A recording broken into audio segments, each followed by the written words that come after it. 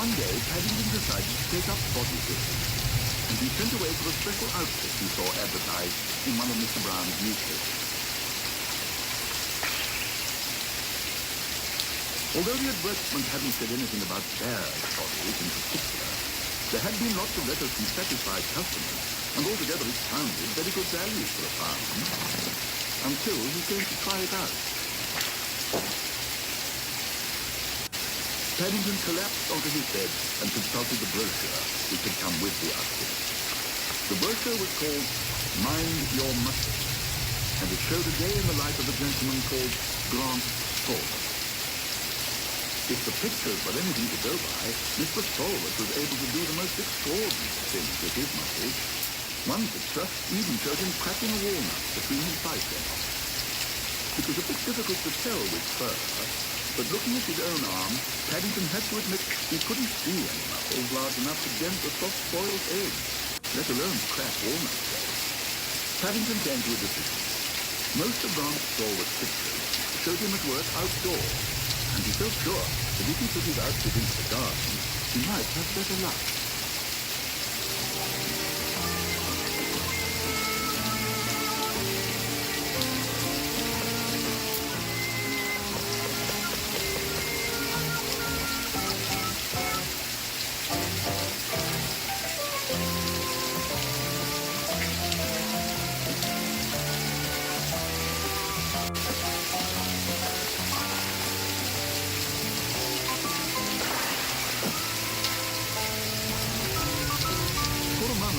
Paddington wasn't quite sure what had happened. But before he had time to gather his senses, he had yet another thought. Bear, what are you doing? Bear! Look at my fence, Bear! It's ruined! I've never seen anything like it. Oh dear, Mr. Curry, I'm very sorry. If I'd known you were there, I'd have waited until you'd gone away.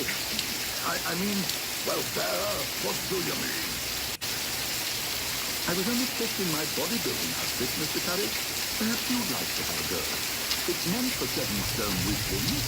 There's a letter here from one just like you. What's that? Are you calling me a 7-stone weakling, Bear? I expect if you had a go every day, Mr. Curry, you could be an 8-stone weakling in no time at all. It's worth over 20 pounds, say. 20 pounds? Did you say 20 pounds? Oh, yes, Mr. Curry. And Grant Stallworth says if you're not satisfied in 1 week, he'll give you your money back. In that case, Bear, I shall write to him straight away. I'm not satisfied, and I shall tell him so. All you have to do is sign a statement saying you've given them to me. I'll do the rest. I may not even report you for breaking my fence. And if there's any change left out of the 20 pounds, I may give you 6pence for your trouble. Paddington listened disconsolately as Mr. Curry's voice droned on. He knew from past experience when he was fighting a losing battle.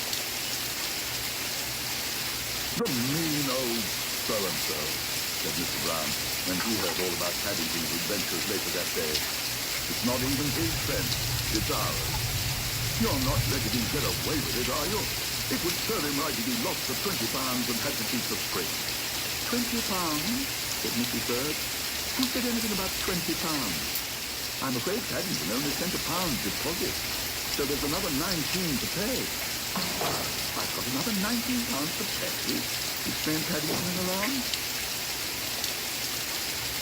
No, dear, you haven't. Mr. Curry has. The springs are his now. The most he can get back is your pound. Well, I think Paddington ought to get his pound back right now. Just to make sure. Here, here. And don't forget to read the small print next time. I shan't, Mrs. Bird, said Paddington. In fact, I shall buy a magnifying glass with my money. And if I have anything left over, I may even buy some nutcrackers. I don't think my muscles will ever be big enough to manage your Christmas walnut. Hello, Mr. Smitty. Silas! What news? You're just the snail I wanted to see. Oh? Can I interview you for the Daily Noodle? Well, I don't see a reason why not. Only, please don't rush me. I wouldn't rush you. Listen, Our newspaper readers would like to know, what do you do to keep fit? What do I do to keep fit, eh? Why, that's easy. I do just what I'm doing now. Well, what's that, Silas? It looks like you're just sitting there. Sitting here? Not at all. Look again, Mr. Smitty. Mrs. Smitty, I'm jogging. You're jogging? Sure, but at a snail's pace, naturally. I see. Right now, I'm jogging with my friend Jake. It's nice to have someone to talk to while you jog, don't you know? You're jogging with Jake? I don't see him. But listen, doesn't he move at a faster pace than you? Silas. Smitty, how you doing? Hi, Jake. This is my fourth time around. I'm going to make a 5 today. Good luck. I've been halfway around the gate, Jake. I'm trying for once. See you next time. Hey, do you mind if I join you fellas? Oh, not at all, Mr. Smitty. Only, do you think you can keep up with us? Well, I'll just set my own pace. Well, set his own pace. There goes a man after a snail's own heart.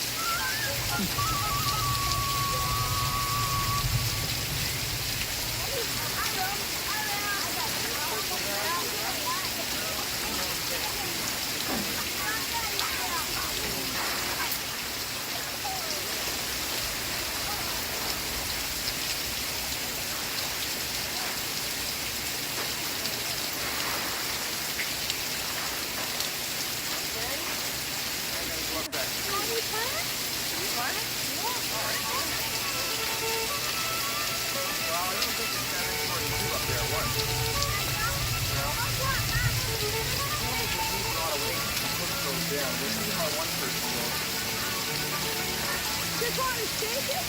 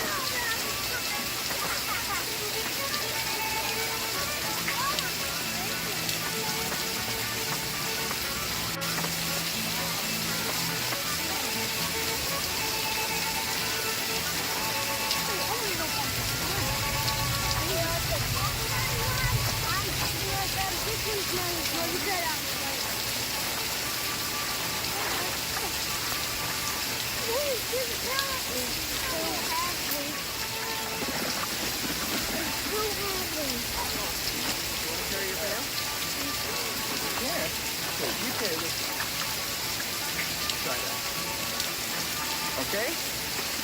Now, let's take all the pails to the truck, okay? Yeah, and the basket, too. And we're going to move the pipe to another tree after we dump these back into the truck.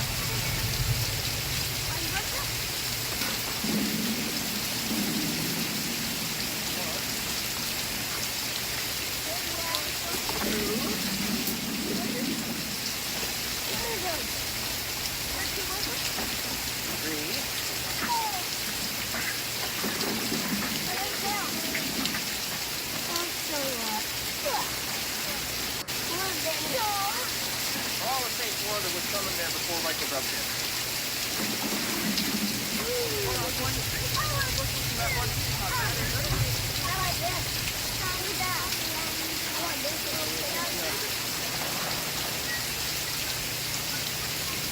Oh, hi, Teddy. Hi, Tim. Tim, I'm doing another story for the Daily News, and I would like to ask you a question. Oh, sure, Teddy, sure. Tell me, what's your favorite thing about yourself? I'll have to think about that a minute. Sure, take your time. No hurry. Oh, sweetie, not yet. I'm gonna use this apple in the salad picture that I'm making. I'm sorry. Salad picture, huh?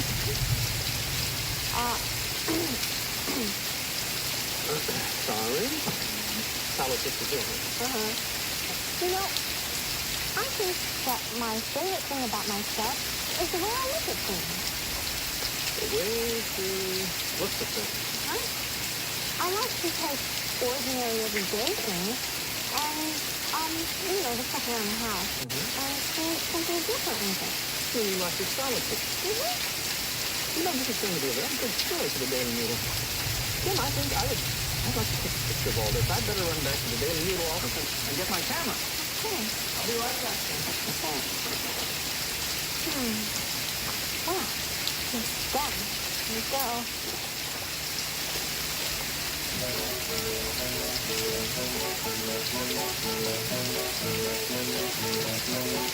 Oh, wow, this is so great. Wow, that's nice. Oh, dear. Go. Okay. Oh, hi, Tim. How are you? Wow. Boy, that looks scrumptious. Hi, Coco. Oh, I think I'll take a peek here and look at this salad, Coco. Wow. Hi, Dad. How you doing? Oh, look at that. Pretty good. Take this little piece right here. Hi, Tim. Okay, Tim, here we go. Oh, okay. I put the salad picture over here. Good. Oh, no! Oh, what happened to the beautiful salad picture? I'm sorry, Steve. I guess everyone looks at things in different ways. I thought it looked like art, but I guess everyone else thought it was well, come on, let's see. My name is Bill Lancaster. I live in the United States, San Francisco, California. My mother shops once a week in a big supermarket. She's taught me how to pick out a good double letter, one that's not wilted and one that's not anything wrong with it.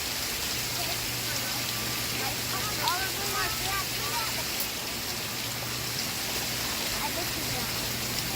They're little, huh?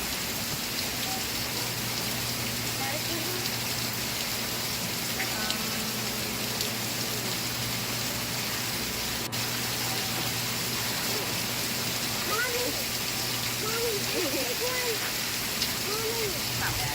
No, I like it. No, that's okay. Mom, this. You like it for good. Mr. Tim doesn't have to. And what is he? No. Yeah, here. Then we won't ask for no more. Yeah, we won't ask for anymore, and no. I don't mind, you guys. Look. Cheerios. Mom likes to buy a bunch of frozen foods because they're easy to cook. You guys want to get spinach? Okay. No, not spinach. I'll take broccoli. Mommy, I want spinach. Okay, we'll get one broccoli and one spinach.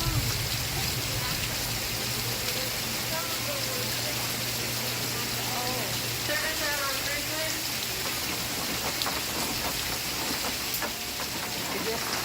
It's fun to watch the checker. I try to keep up with it, but sometimes she goes too fast for me.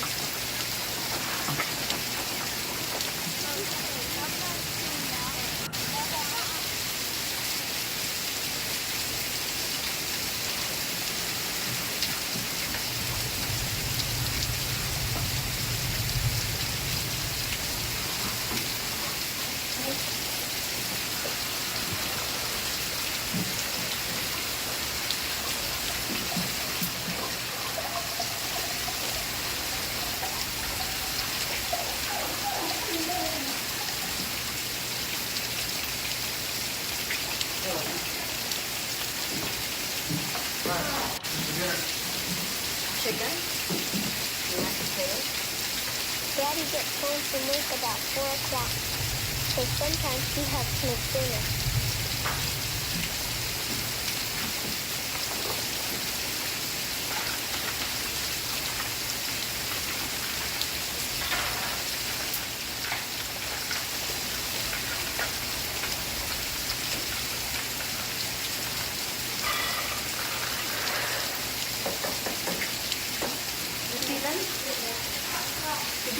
napkin on the table? That's fine.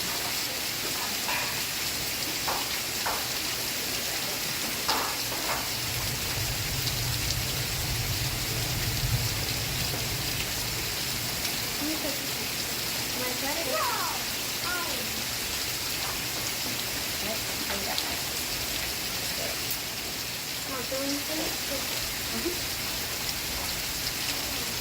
Usually our family eats together.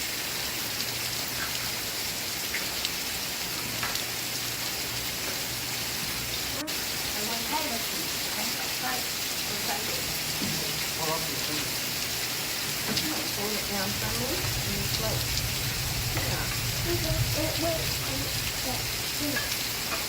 Bring your chicken around here one more.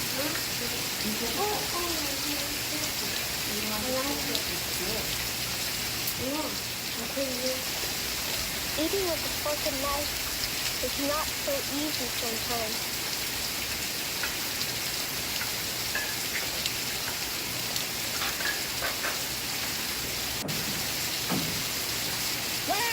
Smitty, old friend, I've got a great idea for a story for you. You're gonna love it. Well, I hope so, Ebenezer. What's the idea? Well, it's all about how I hate work. I can just see the headlines now. Ebenezer's Tea Tweet. Hate work. And then right underneath you can put a big picture of the world's #1 worm eater, me. What do you think of it? Pretty unusual stuff, huh? Yes, it's unusual to say the least, Ebenezer. However, I'm afraid it is not news. Not news? Oh, you've hated worms all your life. So? Oh, so what's new about that? News has to be new, or it isn't news. Well, what is it then? Old. And I don't run an old paper. I run a newspaper. It's Molly number one. Hi, Molly. What's new? Oh, I just finished writing a cookbook. Well, now that sounds like news. Tell us more, Molly. Well, I must find someone to taste all the different foods in my cookbook first. Oh, that would make a great story for the Daily Noodle. We can hold the tasting right here in the Daily Noodle office. I'll put it on page 1 of the paper. You're putting that story on page 1? It just means trying to taste the different recipes. Oh, well, now there is a point, Molly. Front page of the Daily Noodle, huh? Who should we get to taste all that delicious food? Look no further, my friends! Ebenezer Tea Tweet to the rescue. I will taste the different foods so that you, Smitty, can tell your story. Well, thank you, Ebenezer. There's nothing of it. When do we start? Right now, we've got everything we should. Maybe give me a hand, will you? Oh, hey, Doc, give us a hand here, will you? Oh, my.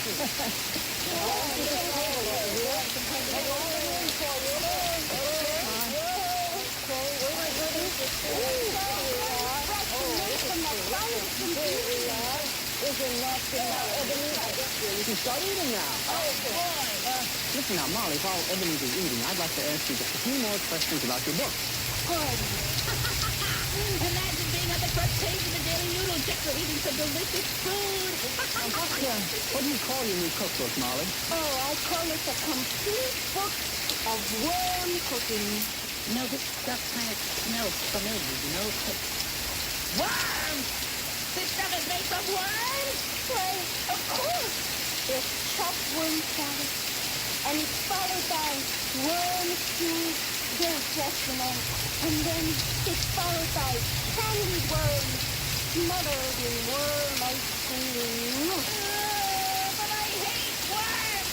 People don't eat worms! Oh, this cookbook isn't for people. It's for moles. I am a mole, you know. Well, I'll do anything to get into the Daily Noodle. This stuff is awful! I take it back. I'll do anything to get into the Daily Noodle, but I won't eat worms! Look, if you don't like my cooking, I know it must be good. I wonder what that is here.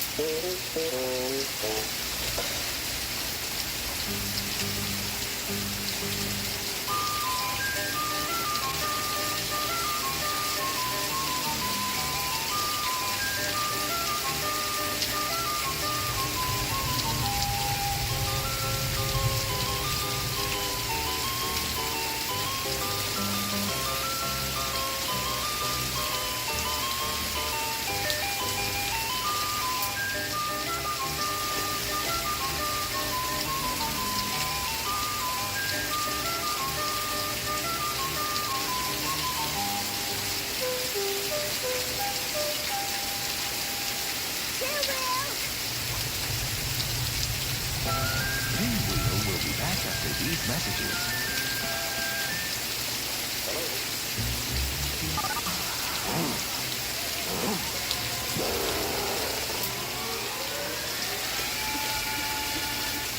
These are empty shopping carts.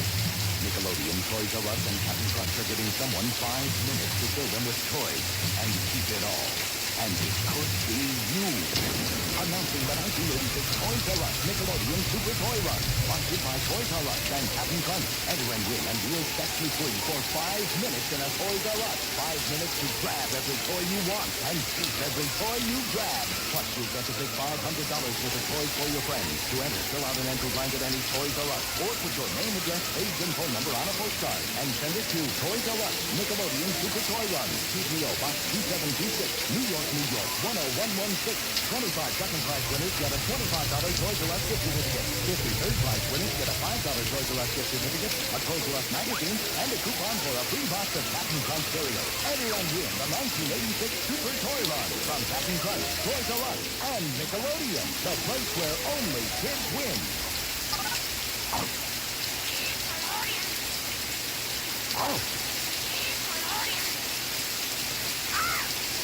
Nickelodeon. This is my people, Trouble. You need a little bigger? Double's Giggle is just about any game you like. Double's Giggle till they giggle goodnight. It's fun to have it giggle around because giggle, giggle is most any sound. Doubles and Giggles, perfect friends for you. Because a double giggle is giggle, giggle, giggle, giggle. Each sold separately from Animal Fair.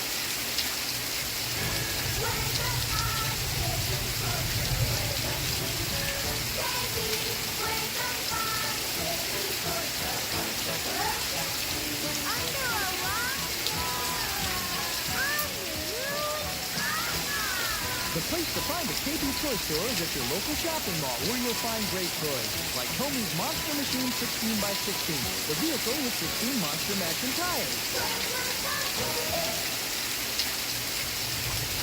Stars.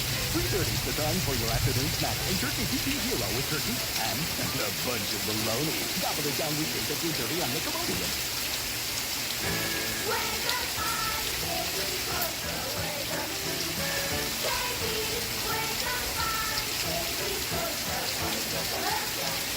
Under a rock?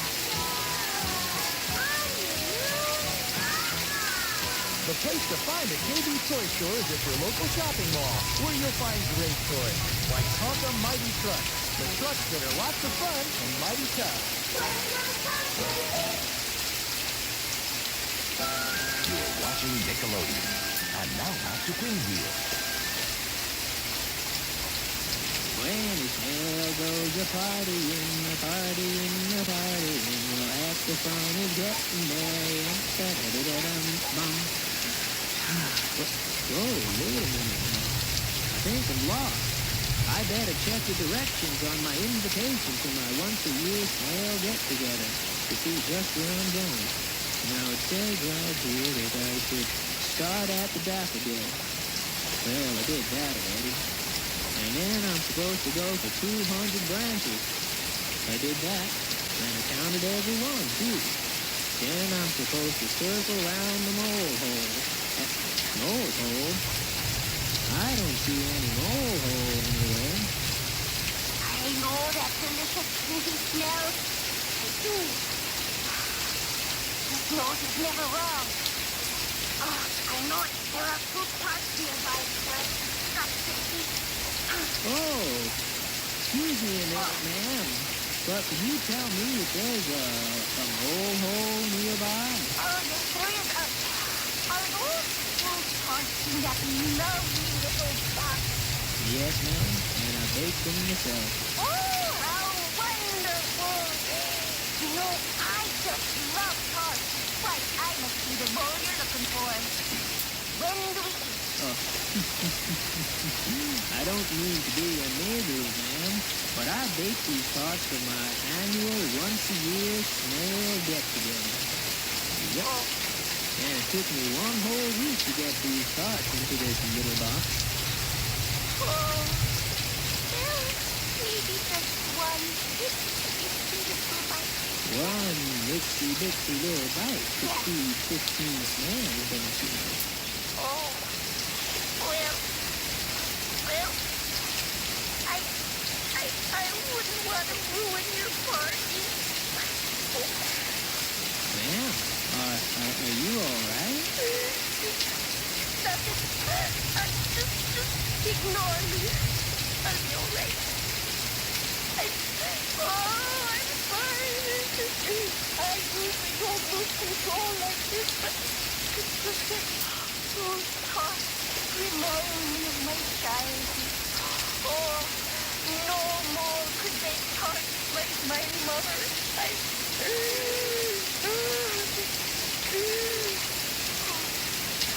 I'm all right now.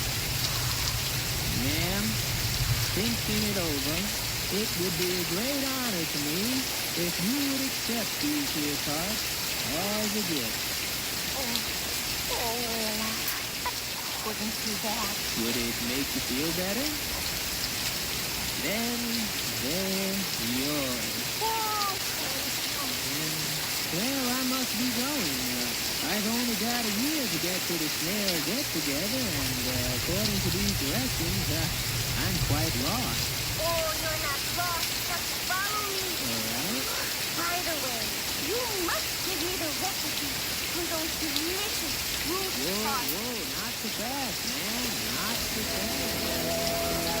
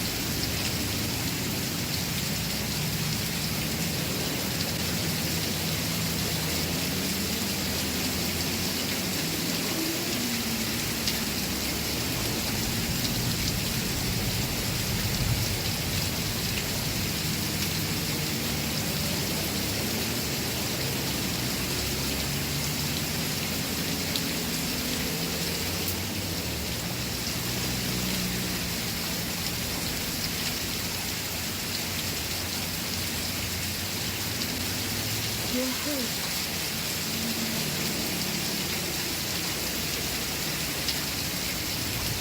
Keep calling us, please.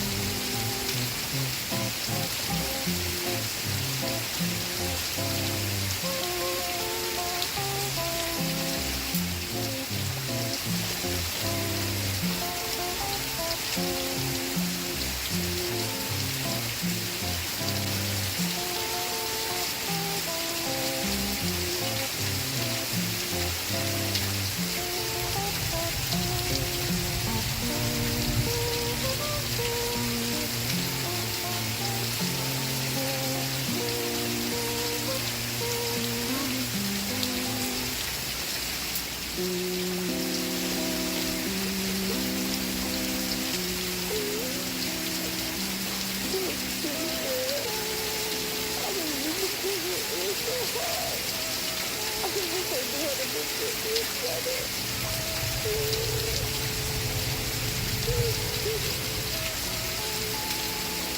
Oh, Coco, I don't know what to do. I was holding Teddy by his ear and spinning him over my head. What? I was trying out of his face and pretending Teddy was a spaceship. Just was around the moon. But I guess I pulled his ear too hard. It's not Coco. His ear's almost off. Could you fix him, Coco? Please? Can? Oh, go on. Hear that, Teddy? Coco, it's for you. There's nothing to worry about now. Coco! You must get to the doctor! You must be Dr. Coco, the teddy bear doctor! Go on his door. What do you think? Oh, I see. I'm doing first. Because it's still Teddy's ear back on. Oh, boy!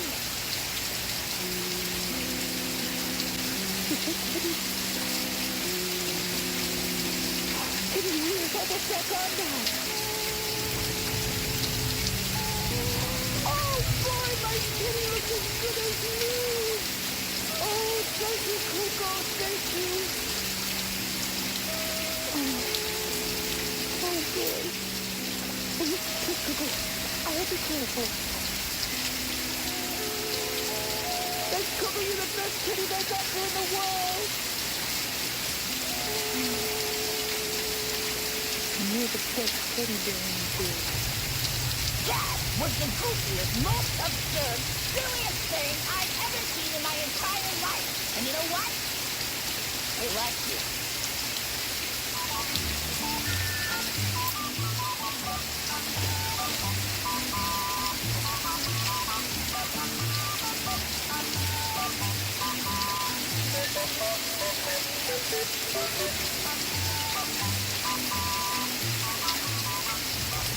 This is happy time, where all the people live in tents. This little boy with a great big hat on is Sancho. And this is Carrot, who is Sancho's very special friend. Today's story is called Simon's Magnifying Glass.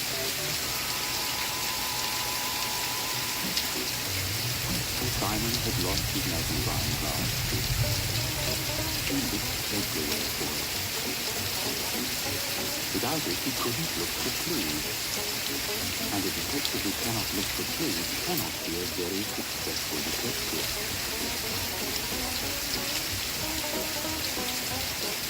He was so busy looking for his magnifying glass that he didn't see Sancho fast asleep under a tree. He tumbled over Sancho's outstretched legs.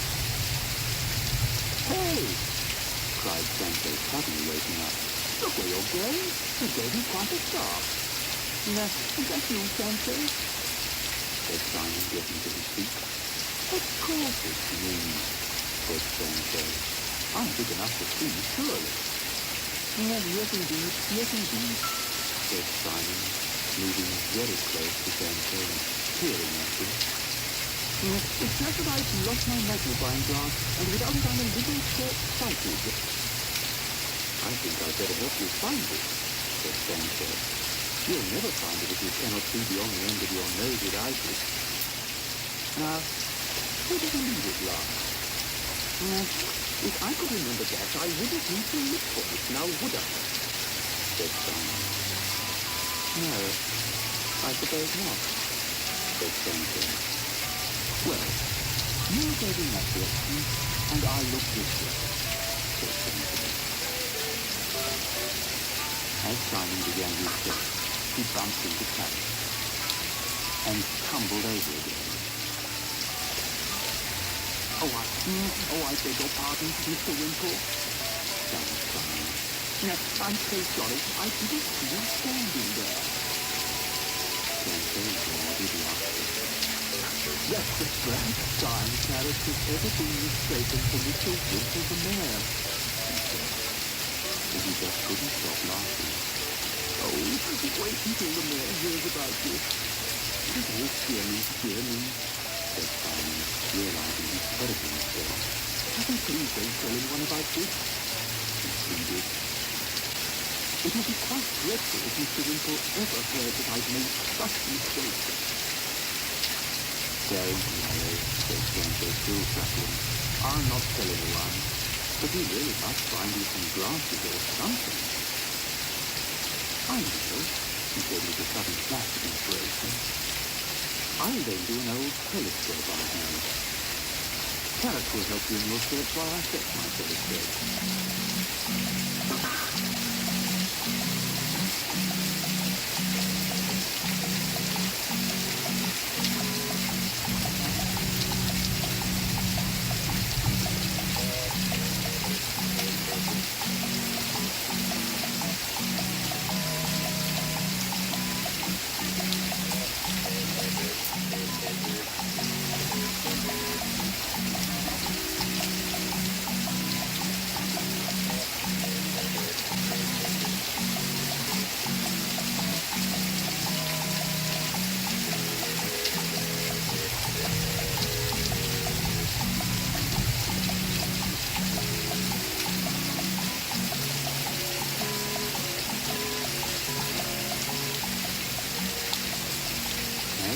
And Simon referred to, along came Bobbert, and Simon explained to him that he had lost his magnifying glass. I'm very sorry to hear that, said Bobbert. Now, I happen to have an old pair of glasses in the pocket. Try these on. Perhaps they'll help you to see until you find your magnifying glass. Simon tried on Bobby's old pair of glasses. No good, he said. I just cannot see a thing with either. At that moment, Sancho came back with his telescope. There you are, Simon. I'm sure you'll find this will help you until you find your magnifying glass. Simon tried to control the long telescope as he set about looking for his magnifying glass once again. But alas, the end of the telescope bumped into a tree. Oh, my eye! He cried, dropping the telescope and putting his hand over his eyes. Sancho calmed him down and inspected the damage. There is no harm done, he said. However, perhaps it would be better if you sit down and try to think where you last had your magnifying glass. Carrot and I will continue the search. Oh, I'm tired of looking for Simon's magnifying glass, said Carrot. I'm going home to eat one of my giant carrots. What do you mean, giant carrots? Said Sancho. I always buy your carrots and they're just ordinary carrots. They're 12 inches long and very bright and very juicy, said Carrot indignantly. And off he went.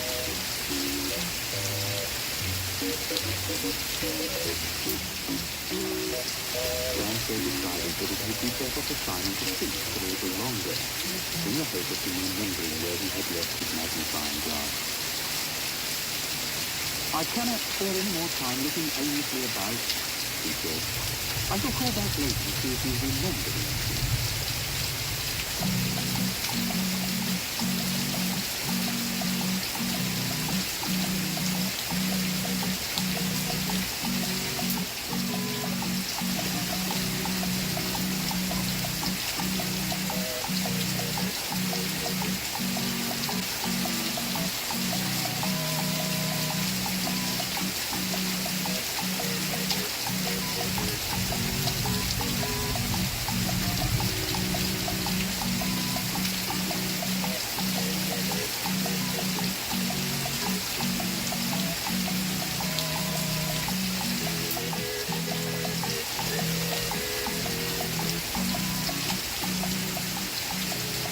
Sancho approached his house, he noticed Carrot with his front legs apart and his chin resting on the ground.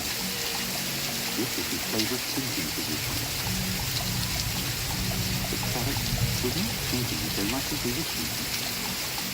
He was looking very hard, with a dreamy, far-away look in his eyes. There, just a little way from him, was a tiny carrot lying on the ground. But, what is more important, in between him and the carrot, propped up on its rim, was Simon's magnifying glass. Sancho couldn't believe his eyes. "How long have you had that?" cried Sancho, pointing at the magnifying glass. "Oh, I don't know," said Carrot. "All I do know is that since I found it, all my carrots are going to be 12 inches long and very fat and juicy. It made all my dreams of big, fat, juicy carrots come true. But, said Sancho, almost speechless. "That is Simon's magnifying glass. You knew you were looking for it. In fact, you've been helping us to look for it. And all the time you've had it propped up in front of your silly old carrot. I can't understand it." "Well, it's quite simple," explained Carrot. "I didn't know what a magnifying glass was, so I couldn't know that I had it, could I?" "Well, how silly," said Sancho. "If you didn't know what a magnifying glass was, why didn't you ask?" "I thought you would think me silly and laugh at me for not knowing," said Carrot sheepishly.